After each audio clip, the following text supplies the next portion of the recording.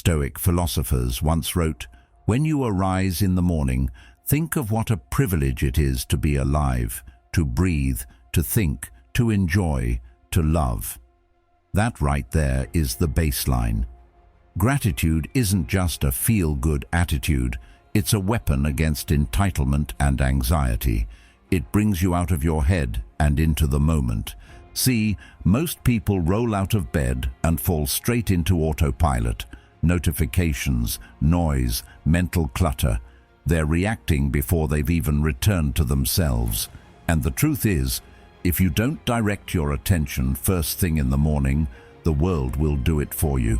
Carl Jung once said, "Until you make the unconscious conscious, it will direct your life, and you will call it fate." If you wake up and let your mind run wild, stressing about work, people, problems, you're not living, you're just surviving. Gratitude interrupts that pattern. It anchors you before the storm begins. And let's be honest, most of us forget how rare and fragile this thing called life really is. We complain, we compare, we coast. But one unexpected event, a diagnosis, an accident, a loss, can flip your entire world. When you truly understand that nothing is guaranteed, gratitude becomes less of a morning ritual and more of a mindset for survival. When you wake up, take 3 deep breaths. That's all. Slow, steady, present. Place your hand on your heart if you need to reconnect with your body, and say it. I'm grateful to be here, not to perform, not to impress, just to be. Socrates once said, "The unexamined life is not worth living." But maybe part of that examination isn't just about asking deep questions. Maybe it's about practicing deep presence. You don't need a fancy journal or some perfect meditation routine. You need one clean thought. This is enough. This moment is enough. And from that seed of enoughness, you grow into a person who doesn't need chaos to feel alive. You start approaching your day with a quieter kind of strength, the kind rooted in stillness, not speed. There's a big difference between starting the day from pressure and starting it from purpose. One feels like drowning, the other feels like clarity. And that shift begins with intention.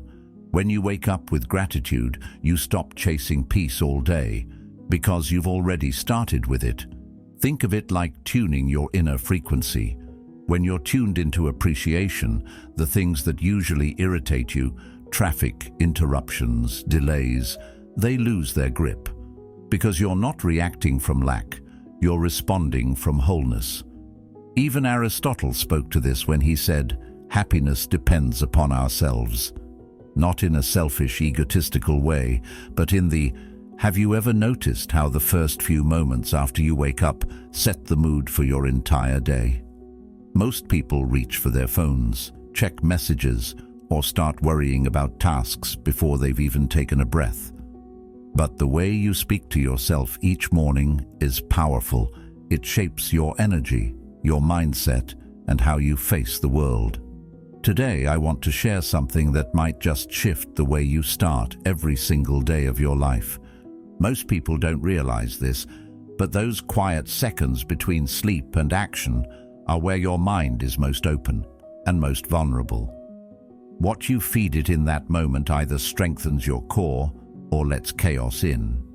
And if you're constantly waking up stressed, overwhelmed, or just plain lost in the noise, you're not alone. But you do have a choice. And that's where Stoicism enters the chat, not as a dusty philosophy, but as a daily tool. The Stoics believed that how you begin your day is how you train your soul, that if you don't anchor your mind, the world will do it for you.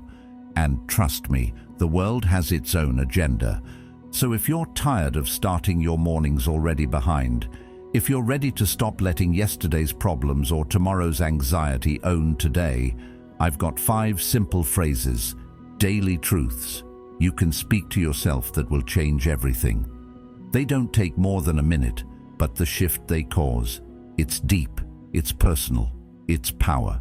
If what we're building here resonates with you, If it helps you pause, reflect, and move through life with a little more clarity, consider being part of it. A subscription is more than support. It's a signal to yourself and to others that you value growth that lasts. 1. I'm grateful to be here. You know what's wild? We're always chasing something: success, clarity, love, money, answers.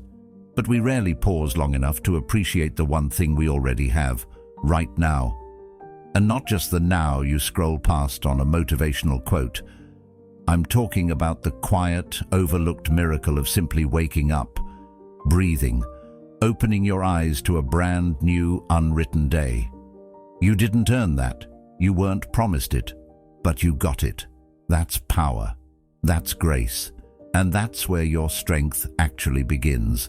Not in what you achieve, but in how deeply you recognize the gift of being alive. Before anything, before texts, to-do lists, or even coffee, pause and say this to yourself: I'm grateful to be here. Not because life is polished or perfect, but because it's present. You're still in the game. You still have time to evolve, to make amends, to take risks, to speak truth, to live honestly.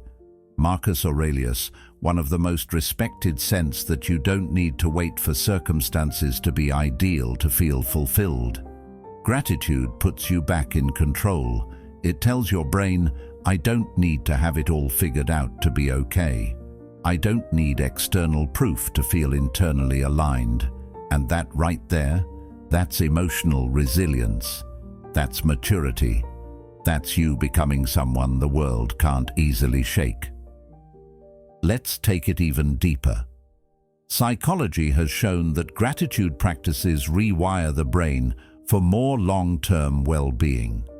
Studies from institutions like Harvard and Berkeley confirm that people who practice daily gratitude consistently report higher levels of optimism, better sleep, and even stronger immune systems. Not because life is easier for them, but because their focus is different. Where others see problems, they see chances. Where others rush, they pause. And it all begins with this internal reset button you press every single morning. Plato said, "A grateful mind is a great mind which eventually attracts to itself great things." That's not some mystical promise. It's basic cause and effect. When you're centered, your decisions are better. When you're appreciative, you attract people who operate from that same energy. When you're grounded, you're less likely to be manipulated, distracted, or derailed. You don't just show up differently, you attract differently. So before your day gets hijacked by obligations and overwhelm, own those first few seconds. Not with pressure, not with a plan, but with presence. I'm grateful to be here. Say it, feel it. Let it soften your breath and widen your perspective. That phrase may seem small, but it holds the power to recalibrate your entire system. Because gratitude isn't passive, it's powerful. It's how you take control before the world gets a chance to. It's how you stop existing and start living. And the more you practice it, the more you realize this moment right now is the foundation for everything else. Not your goals, not your schedule, not even your coffee. Just this breath, this awareness, this life. Say it with me now, not just once, every morning, before the noise, before the rush. I'm grateful to be here. That's your real reset, and that's where your transformation begins. 2. Yesterday doesn't own me. You ever notice how some people wake up already tired? Not because they didn't sleep, but because they never really let go of yesterday? Their body's rested, but their mind's still spinning, replaying everything that didn't go right.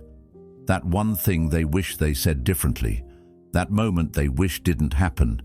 It just loops in their head like a song stuck on repeat.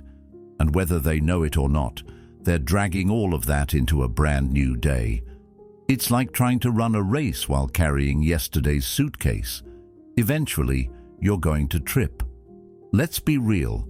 We carry way too much weight from the day before. The awkward conversation, the missed deadline, the dumb mistake. And sometimes it's not even just our own stuff. We carry other people's moods, judgments, and expectations too. We let that shadow of what was follow us straight into what could be. But here's something most people forget. You're not meant to relive yesterday. You're meant to learn from it, then leave it where it belongs. That's the real test, not perfection, but release. So start here. Remind yourself every morning, yesterday doesn't own me. Say it like you mean it. Say it like your peace depends on it. Because it does. That one sentence might not erase the past, but it separates you from it. It draws a boundary between what happened and what you're choosing now. And that boundary, that's freedom. That's your reset. Carl Jung once said, "I am not what happened to me. I am what I choose to become." That line is gold, because what happened yesterday might explain your pain, but it doesn't get to define your path. You get to decide what story you're telling yourself today. You get to decide whether you carry shame or strength. And that's the part too many people give away. They replay the worst parts of their life like it's homework that was never finished. But at some point, you've got to close the book and write the next chapter. The Stoics had a powerful view on this. They believed that what matters most isn't the event itself, but how you respond to it. Epictetus said, "It's not what happens to you, but how you react to it that matters." Yesterday might have been a mess. You may have said the wrong thing, lost your cool, missed the opportunity. Okay, but now what? Are you going to live there forever, or are you going to take what you learned and move forward, stronger, sharper, clearer? Think about it like this. Every day is like a fresh journal page. But if you keep scribbling yesterday's story on today's page, you never get to write anything new. That's why letting go isn't weakness. It's wisdom. It's emotional discipline. It's the decision to say, I won't waste today fighting battles I've already lost or trying to fix things that no longer exist. That's strength most people overlook. The strength to stop picking the same wound. Socrates believed that an examined life was essential, but that doesn't mean you keep poking at the past until it bleeds again. Examining doesn't mean reliving. It means observing, understanding, and then releasing.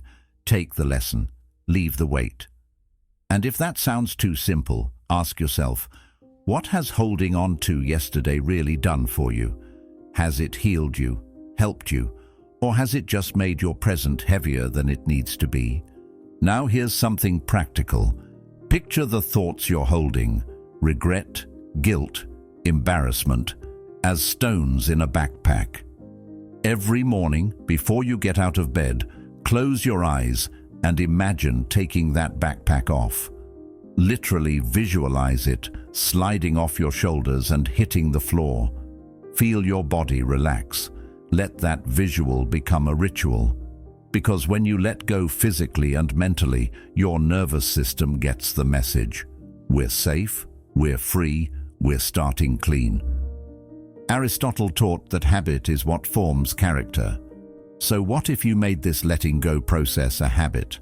Not a one-time thing, but a muscle you flex every day.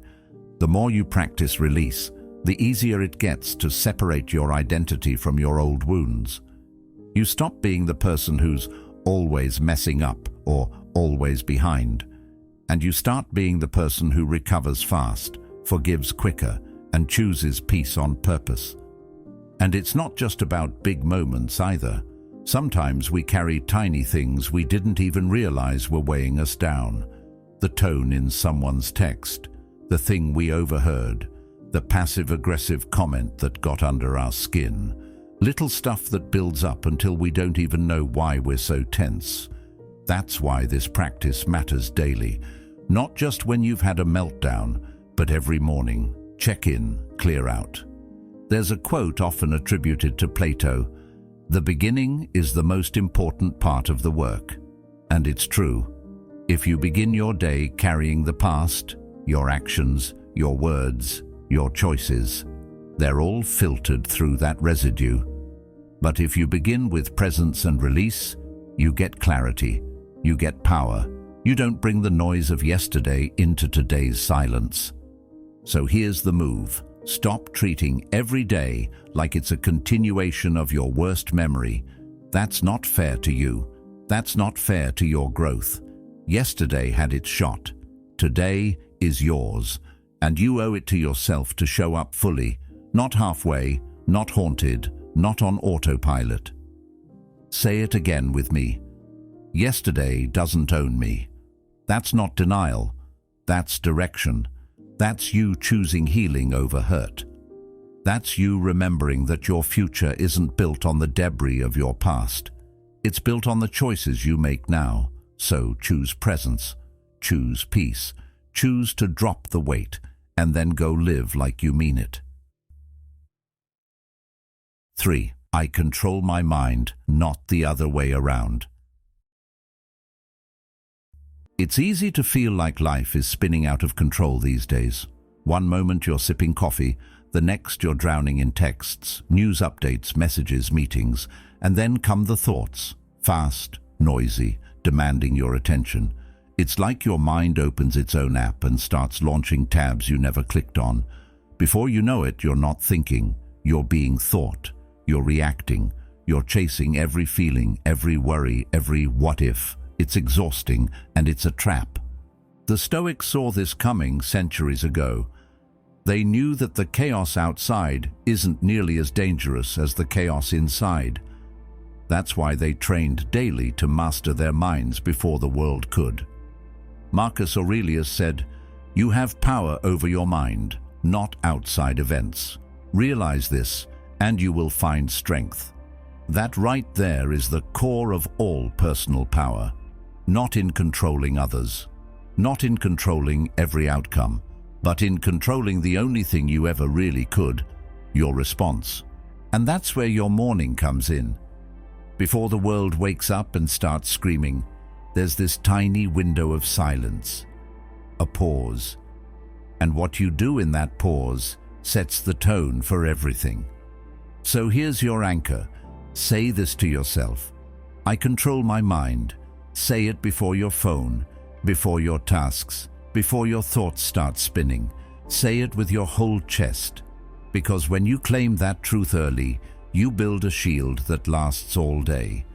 Carl Jung once wrote, "Who looks outside dreams, who looks inside awakes." That's not just poetry, it's a blueprint. Most people go through their day completely outward focused, pulled by noise, comparison, ego, status. But the moment you shift your gaze inward, even for 60 seconds, you start to wake up. You realize that not every emotion is true. Not every thought deserves your attention. Your mind might be busy, but you don't have to be. Here's something simple you can try. First thing in the morning, just sit still.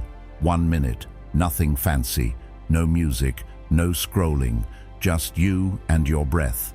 Inhale slowly, exhale slower, and as the thoughts come, and they will, let them pass like clouds. Don't grab onto them, don't judge them, just breathe. That space between stimulus and response, that's where your power lives. That's where you remember, I am not my thoughts, I'm the one watching them. Plato believed that the first and greatest victory is to conquer yourself, not your job, not your schedule, not your inbox, yourself. And that victory starts in your head. Every time you catch yourself spiraling, overthinking, reacting, you've got a choice. Will you let your mind drag you, or will you direct it? Will you be the driver or just the passenger? And look, this isn't about becoming some monk on a mountain. It's about practical control in a loud world. It's about choosing your mood instead of being hijacked by it. You don't have to answer every call.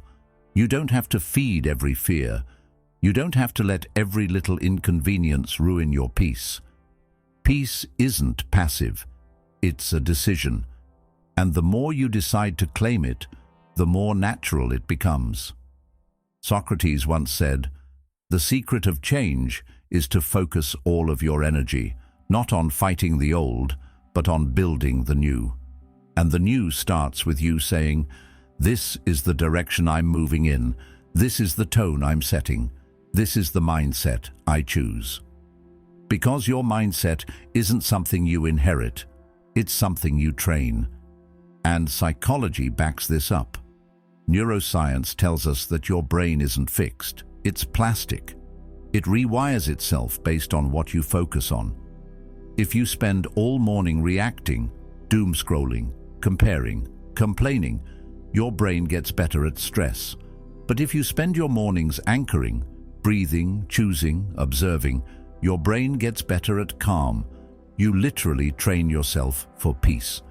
Even Aristotle pointed out that we are what we repeatedly do. Excellence, then, is not an act, but a habit. Think about that. You don't become mentally strong overnight. You become it by choosing the same intention every morning. I control my mind. That's your rep.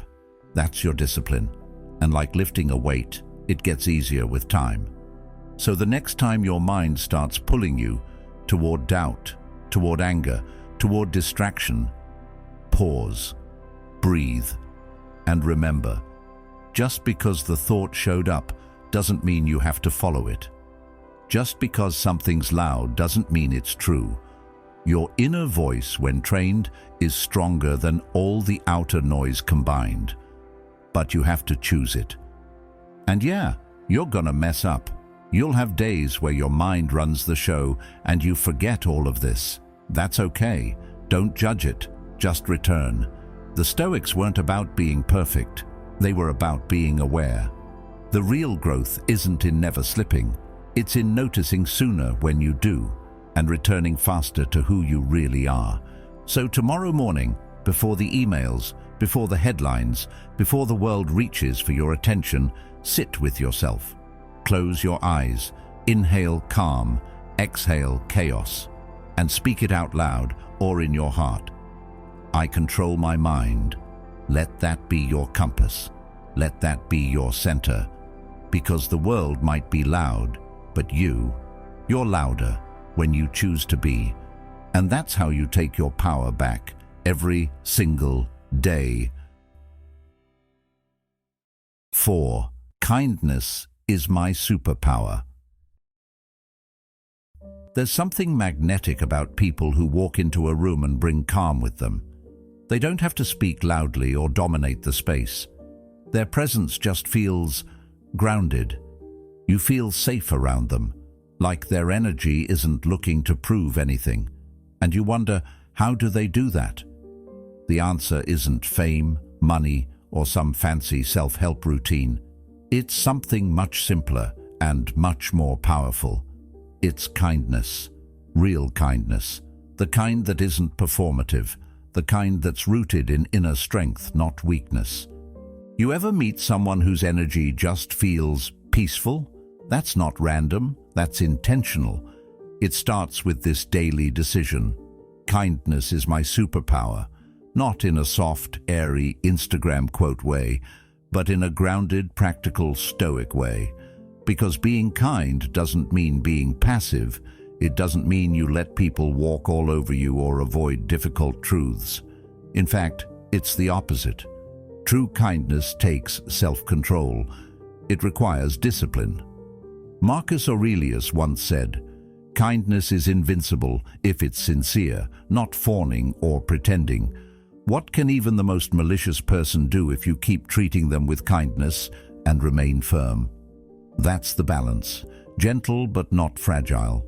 Soft-spoken but not silent. In the modern world, we often mistake harshness for strength, as if being cold or detached somehow proves you're in control. But here's what Stoicism teaches us. The strongest person isn't the one who controls others.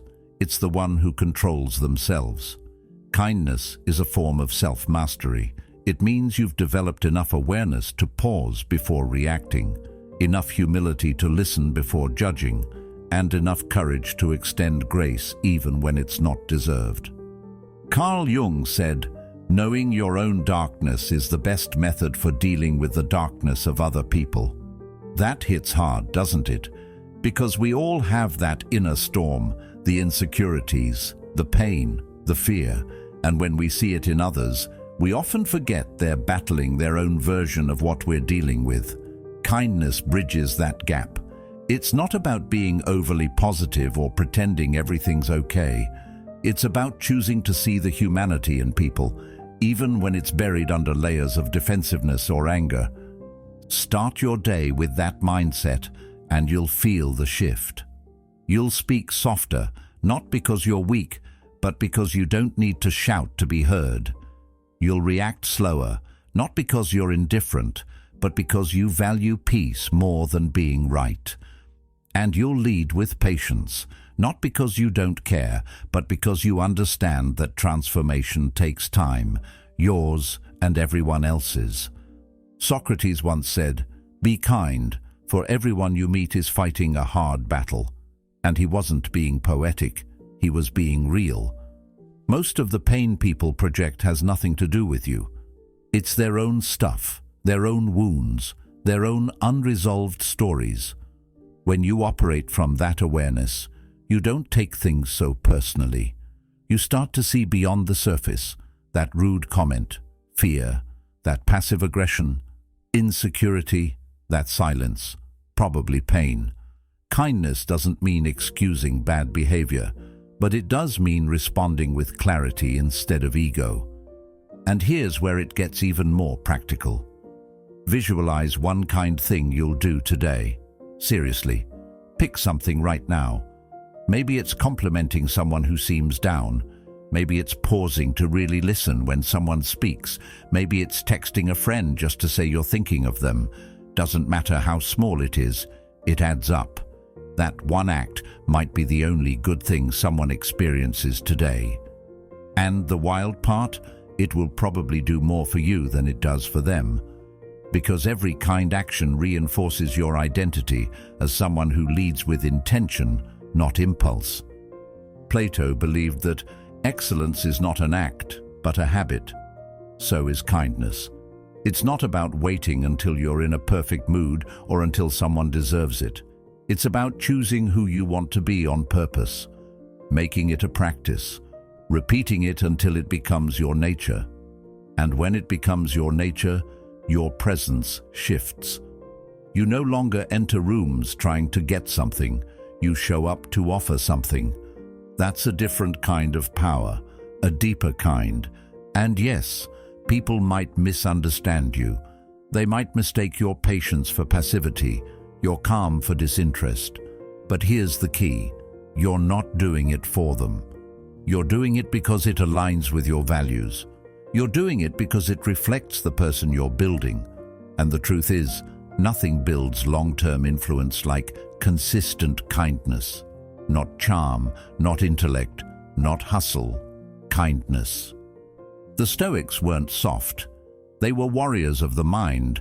They faced hardship, betrayal, loss, and still believed in leading with virtue. To them, kindness wasn't an accessory. It was core. It was the foundation of a life well lived. And when you understand that, you stop looking for applause. You stop trying to prove your worth. You just live it, quietly, consistently, completely.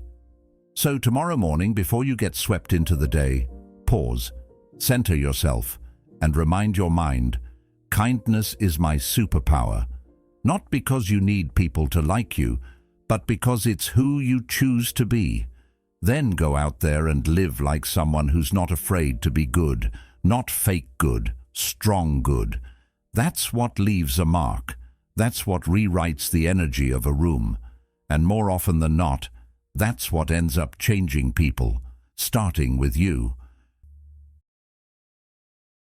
5. This moment is all I have, so I'm gonna enjoy it.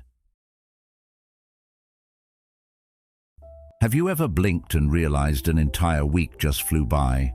Not in a poetic life is beautiful kind of way, but in a slightly disorienting, where did the time go kind of way. 1 minute you're sipping your morning coffee, and the next you're buried under a mountain of notifications, meetings and responsibilities you barely remember agreeing to. It's like the day ran away without asking permission, and you're stuck trying to catch up. That's modern life for most of us. Fast, loud, demanding. But here's something that cuts through all that noise like a blade. Everything is temporary. And that truth isn't meant to scare you, it's meant to wake you up. The stress? Temporary. The pressure? Temporary. Even the joy, the peace, the good stuff, it too is passing. That's what makes it precious. The Stoics understood this better than anyone. They practiced what's called memento mori, a daily reminder of mortality, not to be dark or depressing, but to be aware. Because when you realize nothing is guaranteed, not tomorrow, not even the next hour, you start treating the present moment with more respect. Plato once said, "Time is the moving image of eternity." That hits differently when you think about how little of it we actually use well. So much of our time is spent either regretting the past or worrying about the future. We rarely just are. But presence is a skill, a discipline, something you have to train, just like your body, your mind, or your patience. Carl Jung believed that the ability to be in the present moment is a major component of mental wellness. And it makes sense, doesn't it? Most of our anxiety lives in the future. Most of our sorrow lives in the past. The present? That's where your feet actually are. That's where the breath lives. That's where power exists. But we're so distracted, we miss it. We miss the sunlight streaming through the window, the taste of our breakfast, the way the air feels right before a rainstorm. These small moments, overlooked by many, are everything. So here's your reminder. Say it to yourself like you mean it. This moment is all I have, so I'm gonna enjoy it. Not tomorrow, not later. Now this cup of coffee, this quiet space before the kids wake up, this conversation you're having with a friend where, for once, nobody's checking their phone. Life isn't waiting to start. It's happening right now. And if you're not fully in it, you're not just missing time, you're missing your life. Aristotle talked about eudaimonia, the idea of flourishing, of living a good and meaningful life. He didn't tie that to some distant goal or external success. He tied it to virtue in action, how you live each moment, how you show up with integrity, awareness and intention. Enjoying the present doesn't mean ignoring your responsibilities. It means learning how to fully experience whatever moment you're in, even the messy ones.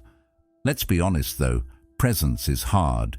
It's much easier to distract yourself, to stay busy, to always think about what's next. Because sitting still with yourself, that's where the real work begins. The Stoics called this inner stillness ataraxia, a kind of serene calm that isn't shaken by the outside world. And one of the fastest ways to tap into that calm is to slow down and notice the moment you're in. Whether it's brushing your teeth or watching the wind move through the trees, let yourself be there. And look, this isn't about pretending life isn't stressful. It absolutely is. The world will continue to move fast. People will continue to pull at your time and energy. But when you practice presence, you stop giving your power away. You stop being ruled by urgency, and instead you choose clarity.